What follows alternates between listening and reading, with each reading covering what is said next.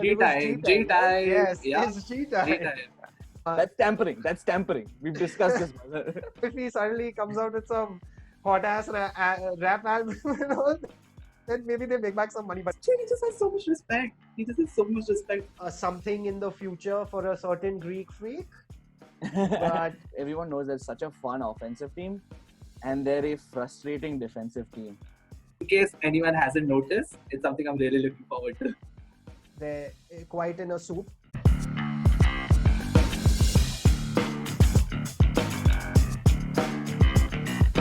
Hi everyone, welcome to another episode of All About Sports, the podcast. Today we're bringing you another NBA episode, and you're joined by hosts Mazhar, Aniket, and myself, Rishabh. Today, as free agency has gone on in the NBA, it's been pretty fun, lots of moves, and we figured it's a good time for us to kind of just sit down and dive into some of the moves that happened this off season. And the goal is to kind of discuss some of the big names that got moved, some of the not so big names that got moved that we like, and then also discuss some of the major teams that made some big moves this offseason that we like. And so we should say a major focus of our conversation today will be on players who have changed teams, so not so much players who re-signed with their current team, but we would be amiss if we didn't mention that there are a few big names that re-signed with their current teams and signed long-term contracts with their current teams, which is Bam Adebayo with the Miami Heat, Brandon Ingram with the New Orleans Pelicans, Jason Tatum with the Boston Celtics, and Donovan Mitchell with the Utah Jazz. So now, I know I've gone a long spiel, so let's get into it. Let's talk about the big free agents that moved this off season, and let's start with I think the biggest name in terms of money at least, which was Gordon Hayward moving from Boston to Charlotte on a 4-year, $120 million deal. Guys, did you all see this coming? Do you like the move? What happened? Go for it, go for it. I can see you're itching to just bring it up. Yep. So I really didn't think Gordon Hayward was gonna move. I mean, I got to listen to his old track. I mean, this dude was an aspiring rap artist also. But I mean, all of that aside, I mean, as What was impactful it? as It he was G time, was, right? or G time. he was like It's G time. Sorry, Gui, but G it was G time, G time, right? time, Yes, yeah, it's G G time. time, yep. So Yeah. so G time was G time has jumped ship, and I mean once when he came back from his injury, like everyone was looking forward to it, right? Like, can this guy make as much of an impact as he should? But now he's with the Hornets. I am really ready to see this guy have a have a proper go. Like at at Boston, I always felt like he was overshadowed by a lot of names, not just like one name. But at the Hornets, like once this guy's moved to the Hornets, how many players are really like bigger than Gordon Hayward over here? Okay, MJ. That's about the only name I can think of. But Um, yeah, I'm super pumped to see G Time get his own screen time at a team. Funny thing is, Gui, the funny thing about Gordon Hayward is obviously he's G time, but he's going to be playing with the brother of another rapper. Also basketball player slash basketball player, Lonzo Ball. So LaMelo Ball, firstly, I think he has become the biggest name. I know Gordon Hayward, obviously, one-time All-Star, Boston Celtics in his resume. We know how good he was with the Utah Jazz. So all of those things, but still, you're so right in terms of obviously. See, we aren't anyone to question what the Hornets have seen. Yes, injuries have been Gordon Hayward's biggest setbacks, but that doesn't take away from how good a player he actually is. And I think we can use another example for this, and that's Derrick Rose, right? D Rose was never and still isn't up to that MVP season level that he was, and never will be. Let's face it. But that doesn't mean that they aren't still above average players or someone who can make a massive difference. And a team like the Charlotte Hornets, sorry, who are looking to rebuild and looking for maybe success plan success over a long-term sort of period, having someone like Gordon Hayward simply helps because he's an established name. You know you're going to get points from him. You know what you are going to get from someone like a Gordon Hayward as long as he stays fit. He'll be a good mentor for someone like a LaMelo Ball as well in terms of. And LaMelo Ball is not only a playmaker. Yes, he is a point guard predominantly, but he creates his own shot. And what Hayward can help him do is spread the floor out a bit because given his size and versatility that Gordon Hayward brings to the floor. So I just think all around it's a good piece to add in. It's what, but what is shocking, Krishnan, and you brought that up, is the amount that they paid for him, right? I'm not sure he's worth that much given his history or the track record of his injuries. But I'm a big fan of Gordon Hayward. I always have been. So if it's the G time or if he suddenly comes out with some hot ass rap album, then maybe they make back some money. But uh, no, jokes apart. I think it's an interesting call. It's a gutsy move to pay so much to bring him in, but it could pay off. It's one of those gambles, and we all know how Jordan loves to gamble. So And I think it's like you said, it probably doesn't put them in the edge of being like a serious competitor in the East, but they're frankly a franchise that is starved for success. Even reaching the playoffs, maybe playing in the playoffs means something to this franchise. And Gordon Hayward maybe tips them a little bit more in that direction. Frankly, Kemba Walker's like the only superstar they've had in a while.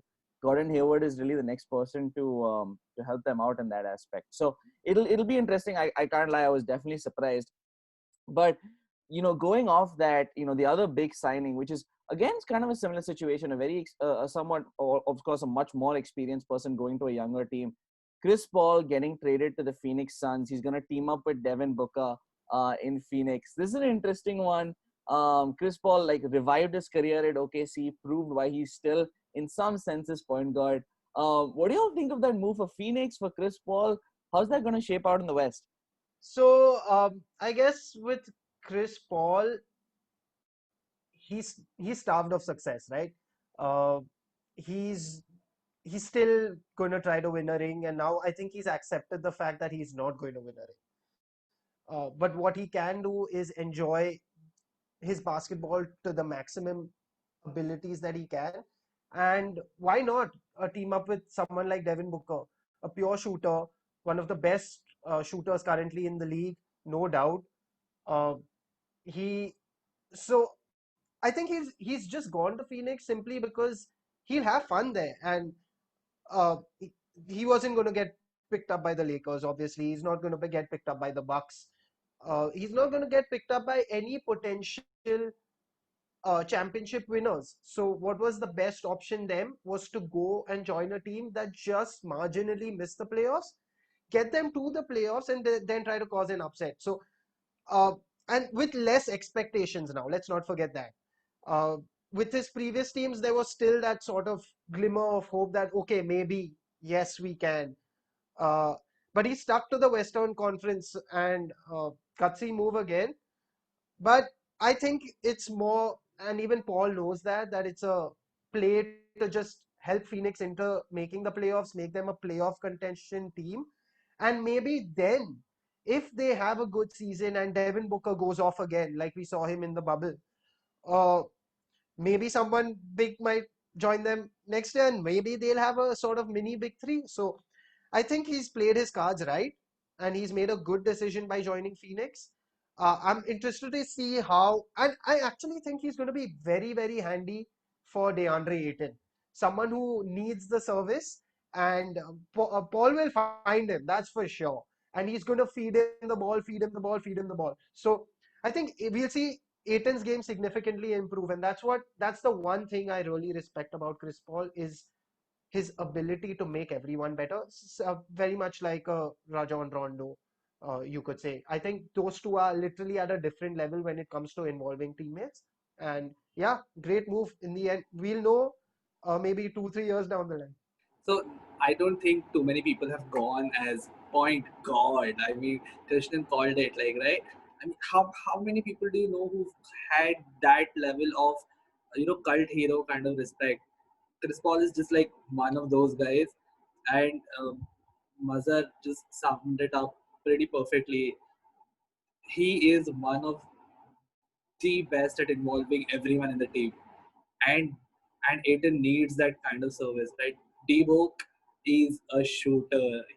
I mean, as, as good as he is in those clutch moments in shooting those big threes, you need someone who's going to avoid that situation altogether, right? Keep feeding Aiton the ball, keep involve more people, get more points on the board from more guys, as opposed to having D-Book shoot like the last clutch shot and then have that much pressure on him. Also, with the Suns, I don't think Chris Paul has any kind of pressure. Just have fun with your just have fun with the rock. Go for it, pass it around, involve people. All the whole coach D-Book in the let's get this guy doing what you do as well. He's teaming up with one of the most promising players in all of basketball, right? So it's going to be fun to watch. And Chris Paul he just has so much respect. He just has so much respect from the basketball community, and I think everyone's looking forward to that partnership between D-Book and Chris Paul. It's going to be so much fun. It's just something I'm looking forward to right now. No, I love what you all mentioned because, and I think there's one other aspect to this, which is Phoenix, I think a little bit mini panicked this offseason because they had a fantastic bubble, right? They went 8-0 in the bubble and they didn't reach the playoffs. And we remember through the season, you all will probably remember that Draymond Green quote where he goes like, get my man Booker out of there. I think a part of Phoenix suddenly panicked and said, listen, we need to prove to this guy that we can reach the playoffs. And that's what Chris Paul does. Like, let's look at Chris Paul last season, right? You take Chris Paul out of OKC, there is no chance that team reaches the playoffs. No chance.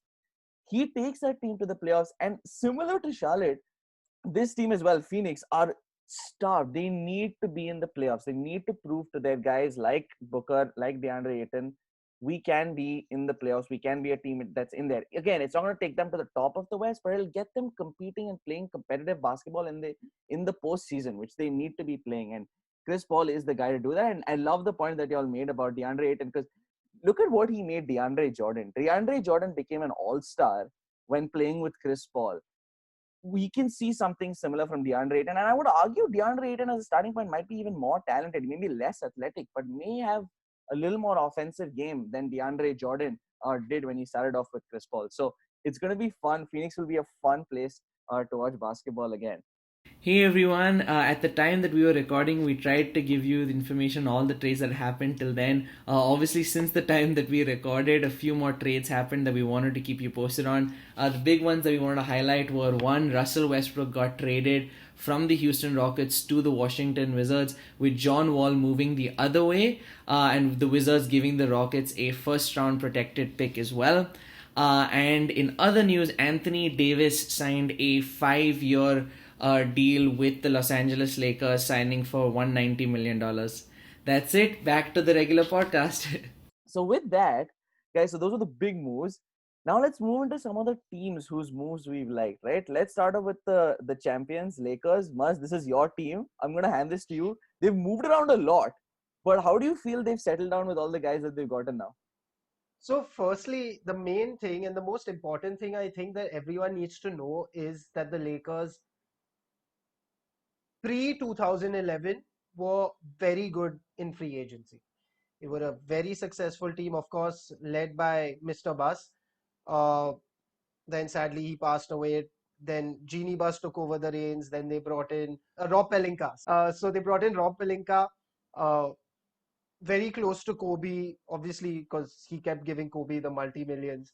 But I'm drifting off. But the main thing is he's actually succeeded in this free agency. After they've brought in Anthony Davis, as much as they gave up, it was it was literally championship or bust, and well, they made it. So of course, everyone's talking about Montrezl Harrell.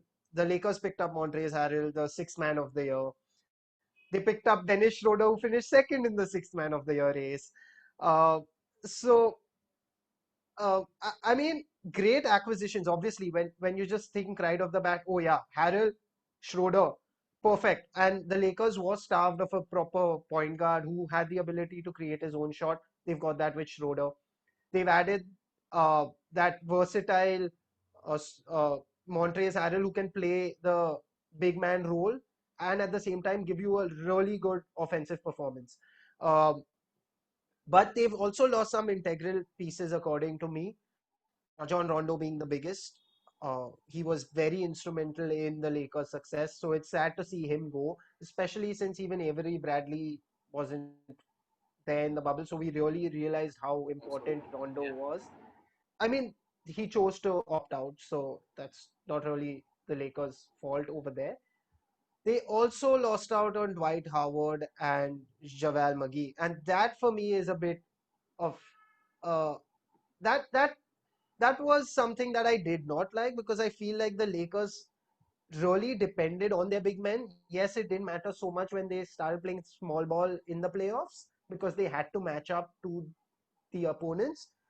But they are crucial, and at crucial times they can take away series and certain games.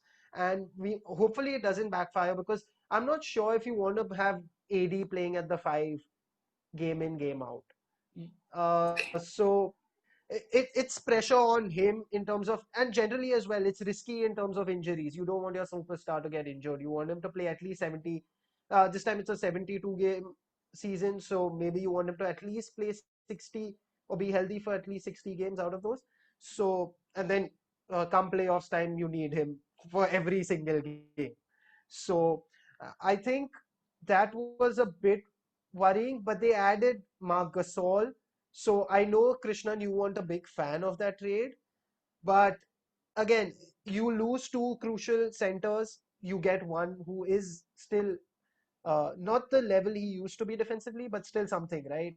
And Yeah. still a multiple time All Star, has the experience of winning a championship with Toronto, and well, uh, Lakers runs in his blood, right? So you never know. Maybe he'll end up winning two championships as well. So all in all, I think good work by the Lakers. Just one thing I wanted to highlight here. Uh, of course, KCP signed a new deal and stuck to the Lakers. Caruso's still there. I think those were great moves. They lost Danny Green, but they gained a better player in Wesley Matthews, according to me, because Wesley Matthews is equally good defensively, but he's 100% more consistent when it comes to shooting threes, especially from the corner. He's a dead eye from the corner. And yeah, all in all, good business, Rob Pelinka. I'm excited as a Lakers fan to see a repeat. But the biggest question mark here is AD not re-signing yet, which could open up something in the future for a certain Greek freak. But That's tampering. That's tampering. We've discussed this. And so no, yeah, no, I can go on about the Lakers, but I think I'll cut it short now. no, Maz, no. The one thing I want to just say overall, I really like Lakers business. I actually think they've gotten better, especially with the guys they kind of had to lose. But I'm going to use this quick moment to do my crapping on Mark Gasol. I was a huge fan of Mark Gasol in Memphis, and I am so confused by what has happened to this guy in Toronto.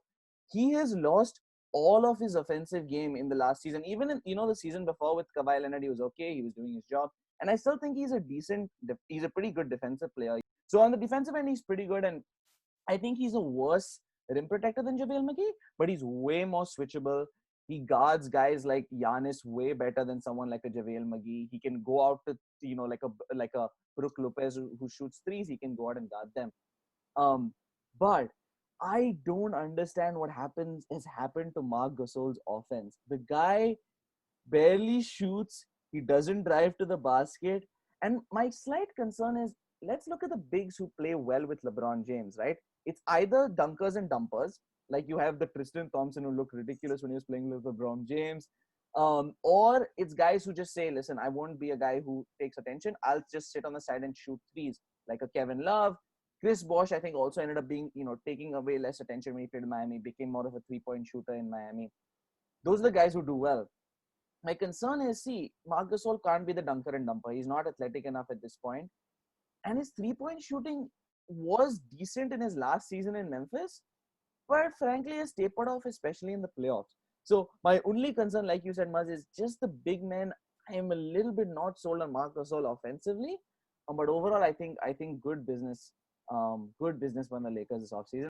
I mean, I agree with Krishnan here completely. I don't remember Marc Gasol doing anything impactful offensively in maybe the last 2 seasons. Yeah. Two maybe a little harsh, but yeah, impactful. By impactful, I mean has he contributed to enough points which would say that if without Marc Gasol this game would have been lost? Don't remember anything of that sort. I Krishna just said it. He just said it like there is nothing memorable in the last 2 seasons about Marc Gasol's offensive play, which But kind of raises the question. Go but I on. think guys, no. So I was just saying, I think you guys are missing two fundamental points here. The Lakers aren't looking for a shooter in their center.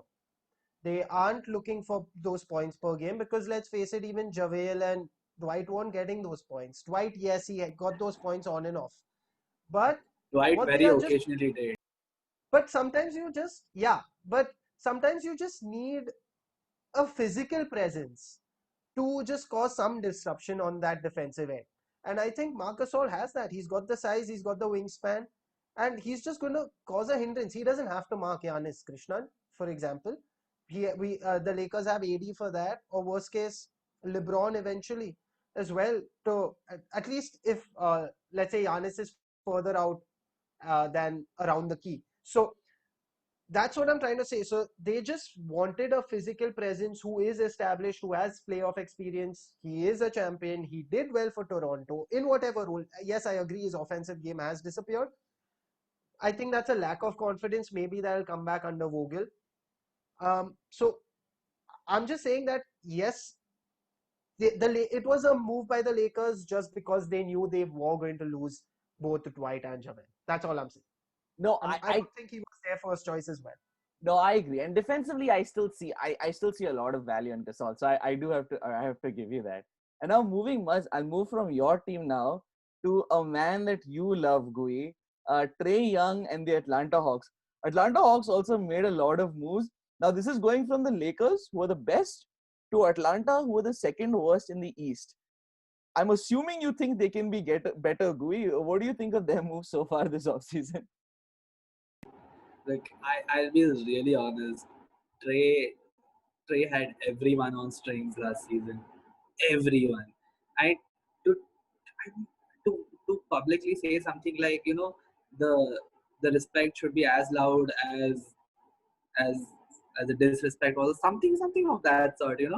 Like people really got on his back saying stuff like this guy's not gonna cut it, blah blah blah. No, no, no, no, no, no, no. Just no. Trey Young lacks size and so many things, right? About like, and this dude just casually nutmegs everyone he feels like on the basketball court. How many people did you see nutmegging people on the basketball court before he started doing it? I'm not joking. It became a thing after he did it. After this guy nutmegs three people in the same game, right, fine, maybe we can do this. Maybe this is a way of getting past defenders. Maybe this is a way of getting fouls. Maybe this is a way of accumulating fouls against another team. Right? This guy has so much heart.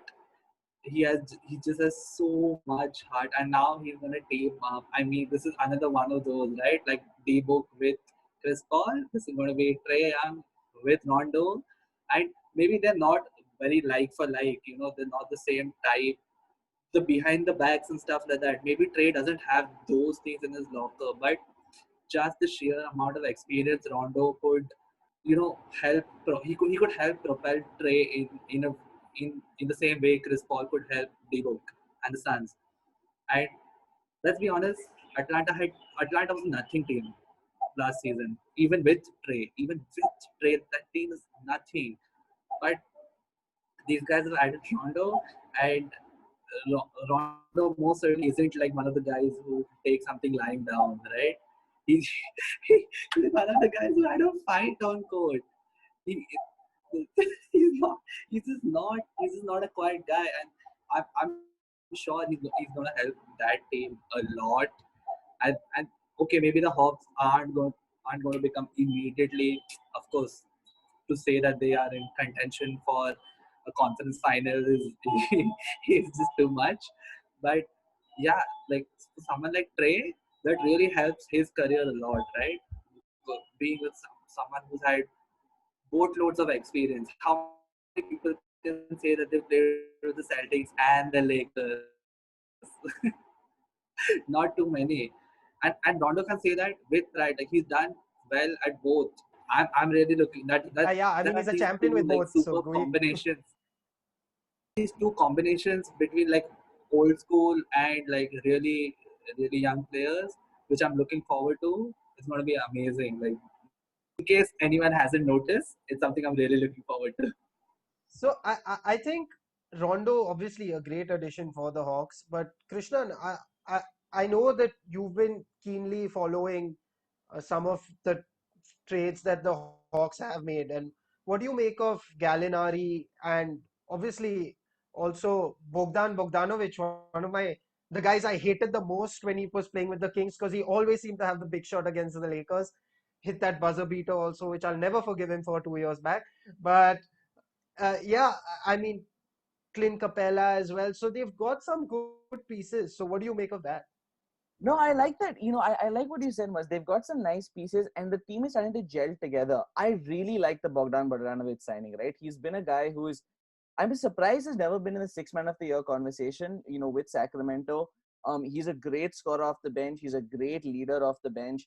And frankly, once Trey Young is on the bench, that team panics. They don't understand what to do. They don't know how to run plays. And when you have Rondo and Bogdanovic coming in, that's going to make a huge difference for that team. I like Gallinari as well. I think he's going to be a good mentor for someone like a John Collins, to learn off, to learn from. Again, he's an experienced guy. He still is not. He still is a decent player. I think he had a decent season with OKC. He's not going to be a huge, necessarily a huge factor, but he's going to be a good mentor. He's going to be a very good player when he needs to be.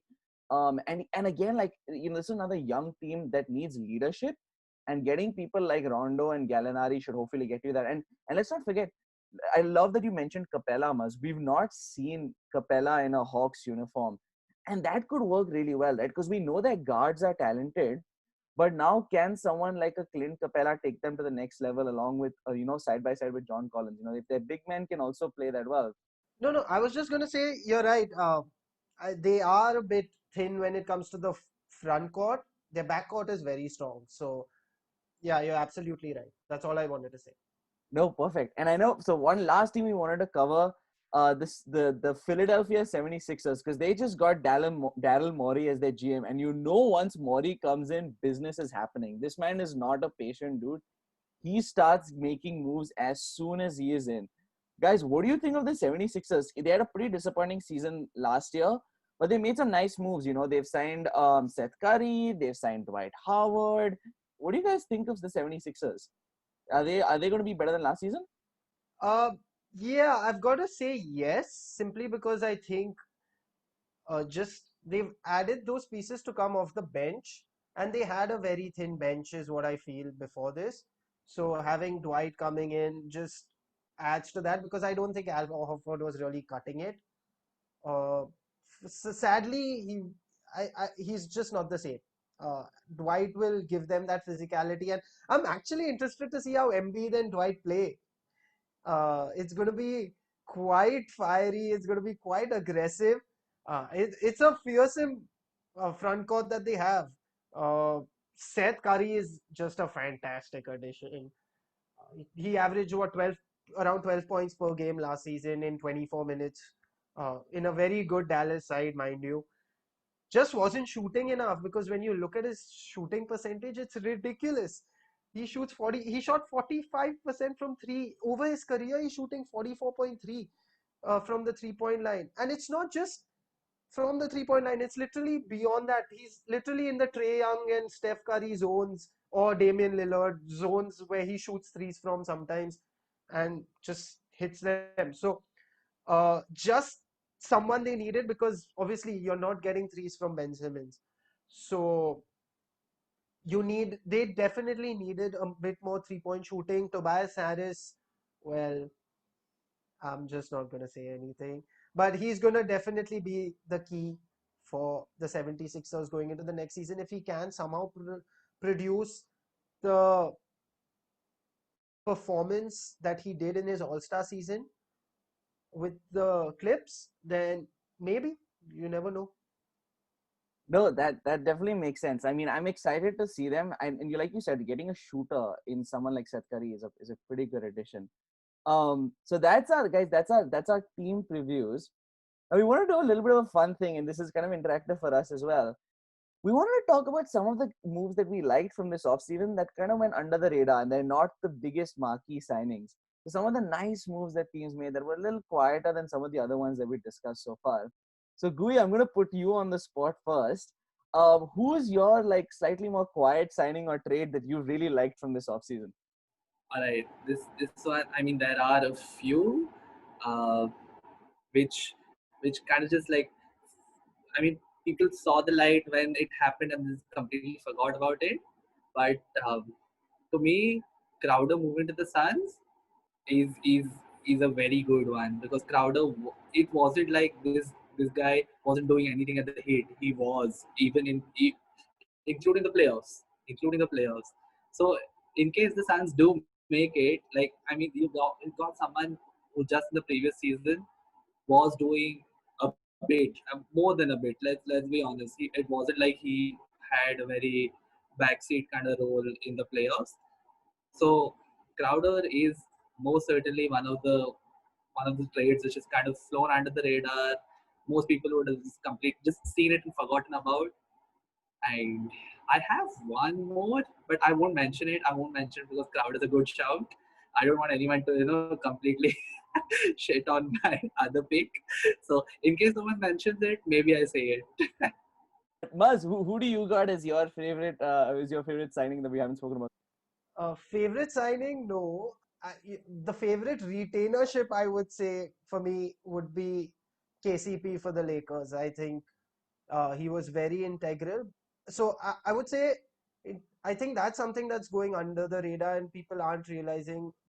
And credit to KCP, like he took a lower contract. He could have definitely have opted for more money and probably have gone to another challenger potentially. And but he chose to stick by the Lakers because he sees win now and win always as his like sort of strategy. So why not, right? And he is highly regarded by the Lakers fans. LeBron loves him, so why not? So, but actually, from a trade perspective, I would definitely say one trade that I know this will come as a shock to everyone, but I would say DJ Augustine for the Bucks. Now, the reason why I say that is because we saw it in the playoffs with the Bucks. They seem to lack that experience at the point guard position. And what DJ Augustine does is he'll give you valuable minutes. He averages what 10 points per game last season with uh, yeah, I think it was 10 Orlando, I points. think. Was it Orlando? Yeah, it was Yeah. with Orlando, but it was around 10 points per game is what I recall. So which is very handy. Thing is, Bucks also have Drew.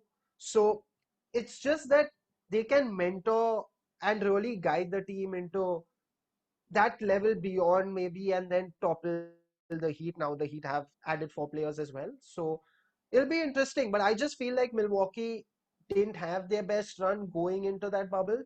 And that really cost them in the playoffs. But it might be a whole different story. We don't know what levels Giannis will reach as well. So he just always gets better and better. So yeah, for me, DJ Augustine was one definitely valuable addition, and I'm a big fan of all these vets being picked up by teams that have championship hopes. And we saw that with the Lakers, so I definitely feel that Milwaukee did good business there. No, those are both really nice pickups. And my one that I wanted to talk about was Robert Covington to the Portland Trailblazers. The big reason being, Portland, everyone knows they're such a fun offensive team and they're a frustrating defensive team. And I think like Robert Covington might change that a little bit, right? He's a great wing. And the good thing is they don't lose too much on offense with him too. He's one of the best, I think, 3-and-D players currently in our league. Very, very handy 3-point shooter and very, very solid defensive player, which they desperately, desperately need. I don't think they've ever recovered from losing Mo Harkless. And he can be a guy who can slot into that pretty quickly. Since we have a bit of time, Goi, I'm going to go back to you. It sounds like we didn't cover the other guy that you had. Who's the other handy trade that you think we missed out on? I don't know if we really like. I don't know how much how you receive this trade. But what are your thoughts on Kelly Oubre? Come on, like, and any positive signs there? Do you think like someone who can drive to the rim at Golden State is needed? Not needed? I mean, KD was one of the last guys who did it with the Warriors, right? Who could maybe like just split the field and just have a go at the rim, destroy there. But I mean, again, this is one of those, right? This guy's so athletic that you think he does it every play, but he doesn't. So it's kind of a toss up between how he plays, or is it that he's actually that good? I think that's a good one, Gui, because I feel like the Warriors can take any help they can get right now. They're quite in a soup. It's just, I'm not sure if I should say sad to see, but after all the domination that they've had over this last probably close to a decade. So, but yeah, they needed all the help they can get, and Kelly Oubre is a good addition for me. Yeah, I also think with Clay out, he can help a little bit with wing defense, which is going to make a huge difference. Get well soon, Clay. But anyway, thanks so much, guys. This was a really fun discussion with the NBA offseason in full swing. Whether you're listening or viewing, please leave us a comment letting us know if we missed any exciting trades, any other trades that you really enjoyed, any teams we should look out for. And like, share, and subscribe on all our social medias. I hope you enjoy this video and take care, everyone. Bye, boys. Thank you.